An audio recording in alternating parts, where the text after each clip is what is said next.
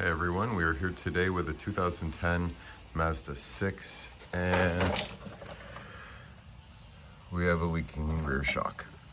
On paper, this looks like a really easy job, so let's see how easy it really is. As you can already see, I've removed the wheel. I have this safely supported here on the pinch welds, and I've got another jack here which I'm going to use to raise the suspension a little bit.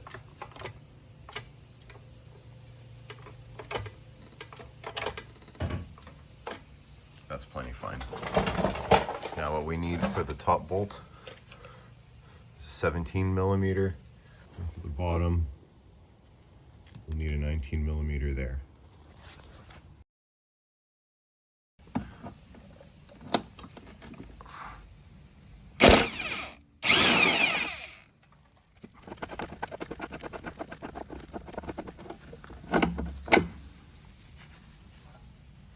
So far, so good.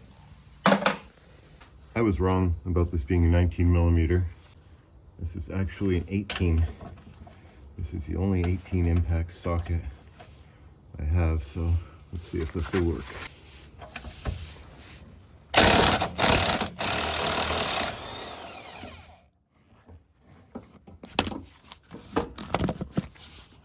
There's our hardware. And here comes the shock. Here's our brand new shock.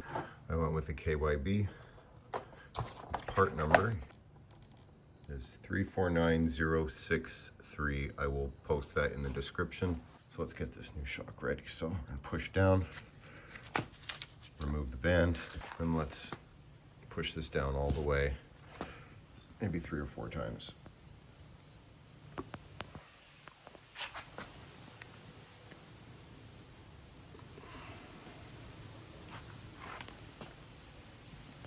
Let it extend fully before pushing it down again.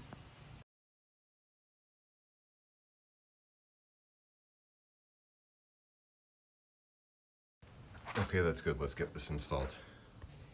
New shock. We've got our bolt. I put some blue thread locker on it, and before I did that, I took a wire wheel to the rusty part of the threads. Take the shock, put it in all the way at the back. Now we're going to bring this up and put that bolt in.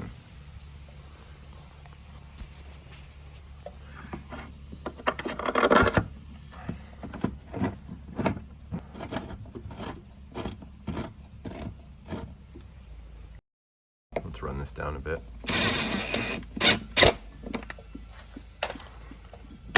That's enough. Let's let it keep moving. It'll be easier for the lower bolt. Okay, we're back under the car. Also cleaned up this bolt, put some Loctite on it. This will likely need to be pushed up a bit.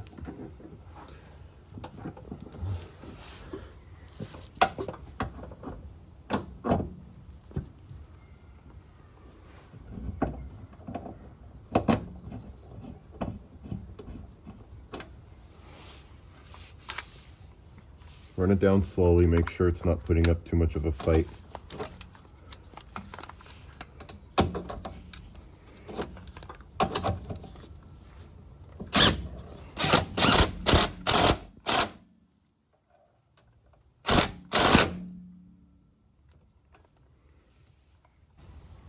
While we still have weight on the suspension, let's torque this bolt. The service manual is calling for a torque spec of 89 to 120 foot-pounds. I'm going to go with 100.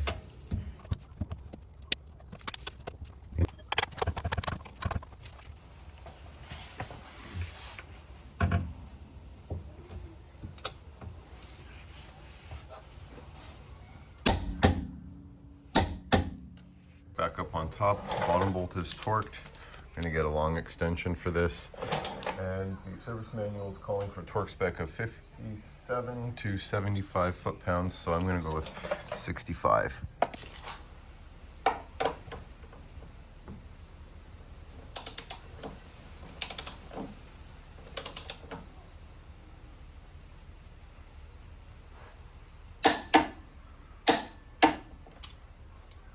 This is it for our job.